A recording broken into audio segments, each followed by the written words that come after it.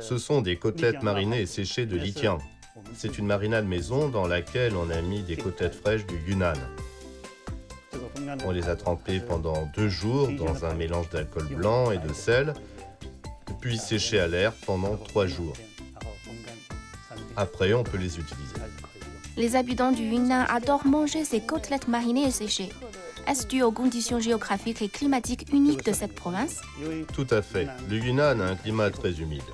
La viande ne se conserve pas longtemps dans ces conditions. Nous utilisons donc cette méthode pour la conserver plus longtemps.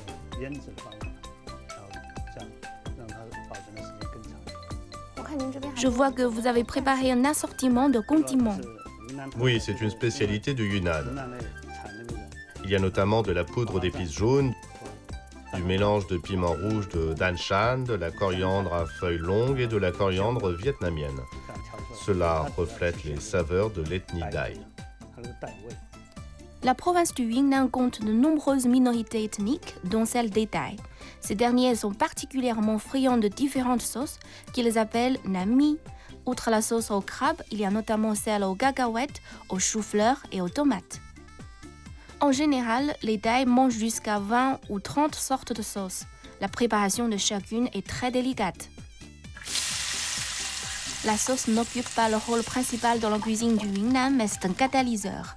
Il y a une saveur sans sauce et une autre avec.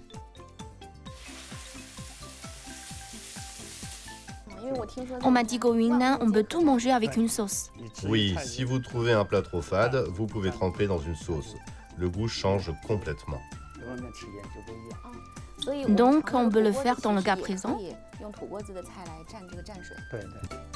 Je vais y goûter.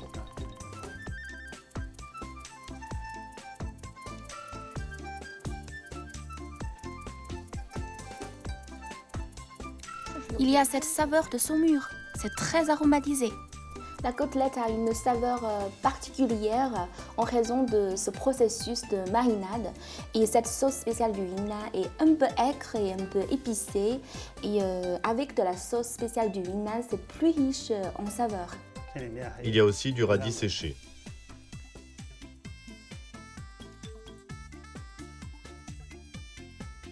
Le radis séché est un peu croquant et a une saveur légèrement sucrée, ce qui aiguise l'appétit. Chef, je vois qu'il y a des pousses de bambou et du maïs ici. Oui. Ce petit maïs est unique au Yunnan, non?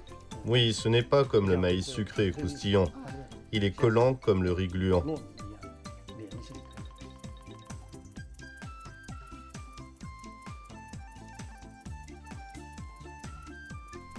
C'est très collant et un peu sucré.